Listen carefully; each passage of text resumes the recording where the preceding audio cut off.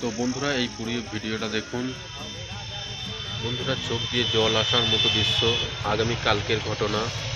পশ্চিমবঙ্গ পুলিশকে আমরা ধিক্কার জানাই। এভাবে মহিলাদের উপর অত্যাচার করার জন্য দেখুন কিভাবে এনার পায়ে আঘাত লেগেছে, রক্ত বেরোচ্ছে, কারো মাথা ফেটে গেছে। তাদের কি একটাই অপরাধ? তারা যোগ্য চাকরি প্রার্থী, তাদের চাকরির দাবিতে তারা রাস্তায় নেমেছে।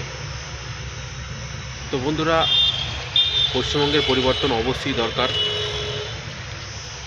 তো আগামী 26শে যে বিধানসভা আসছে, প্রত্যেকটা মানুষের কাছে অনুরোধ করব, আপনারা একত্রিত হন, এক ছাদের নিচে এসে এই তৃণমূল সরকারকে ক্ষমতা থেকে ক্ষমতাচ্যুত করুন। না হলে পশ্চিমবঙ্গের বুকে কত মায়ের কোল খালি হয়ে যাচ্ছে। তো বন্ধুরা, একটাই কথা, তো এর বিরুদ্ধে রুখে দাঁড়ান, এই হিংস্রতার বিরুদ্ধে রুখে দাঁড়ান। পশ্চিমবঙ্গ সরকারকে ধিক্কার জানাই আমরা।